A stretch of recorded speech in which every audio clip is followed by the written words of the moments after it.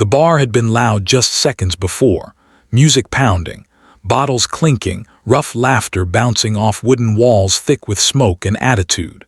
But all that noise died the moment the biker's hand slammed onto the waitress's shirt, gripping the fabric like he wanted to rip the whole world apart. The room seemed to inhale sharply as he yanked, tearing her blouse open in front of everyone. What followed was a heartbeat of stunned silence, a moment where time hung suspended, and every single person in that bar felt the exact same thing.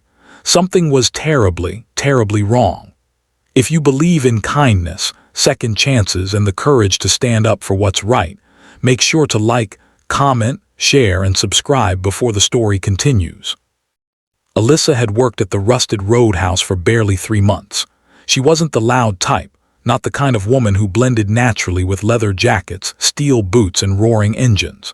She carried a quiet sadness in her eyes, the kind that made people curious but respectful enough not to pry. She always wore long sleeves, kept her collar high even in summer heat, and never lifted her gaze more than necessary. Most thought she was shy.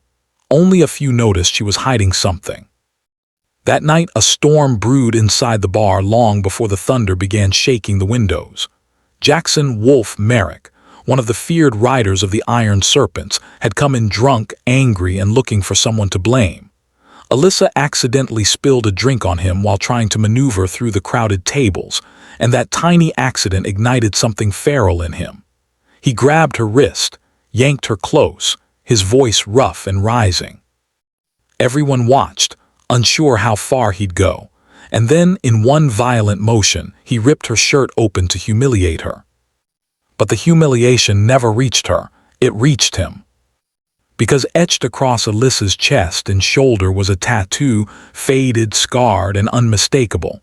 It wasn't just ink, it was a symbol, a serpent coiled around a burning wheel, the mark of the Iron Serpents themselves. The bar froze, even the air refused to move. Behind Alyssa, a few bikers gasped. Some looked away, others stared wide-eyed, remembering the stories. Years ago, the Iron Serpents had a secret tradition, the family marking. It wasn't given freely, it was earned by blood, loyalty, and sacrifice. Only those tied deeply to the club ever wore it, brothers, wives, children who grew up in the shadow of engines and smoke. Seeing that symbol on Alyssa meant only one thing: she wasn't a stranger. She was one of theirs. But Wolf didn't know her. None of them did. Alyssa's breath shook as she stumbled back, arms rushing to cover herself. But the damage was done. Not the torn shirt, the exposure of a truth she had been hiding for years. She had hoped she could escape it forever, but fate had dragged her back into the past with brutal force. And then an older biker stepped forward, his face pale, his eyes widening with disbelief. He recognized the tattoo scratches, the way it had been burned over an old scar, the slight curve on the serpent's tail that marked a batch done by a long-gone artist. Memories crashed into him like an avalanche. He whispered her mother's name under his breath, a name Alyssa hadn't heard spoken aloud in almost a decade. Alyssa had once belonged to this world, before the night everything had fallen apart, before the fire that took her mother's life, before she was taken by a man who promised safety but delivered only fear, leaving her covered in scars more painful than the ink on her skin. She had run away at 16, disappearing into crowded cities, working odd jobs, sleeping in shelters, crossing borders of survival. She had never expected to end up in a bar owned by the very club she once called family. She hid her tattoo every day, praying no one would ever discover who she really was. But now her secret lay exposed in the harsh yellow bar lights.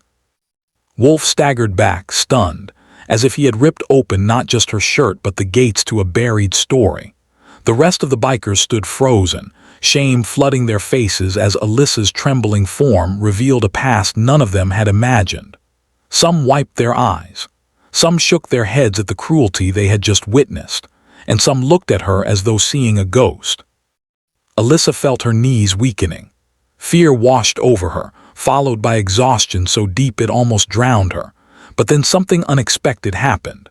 The woman Wolf had shoved earlier stepped between them, her jaw set, her eyes blazing with protective fury.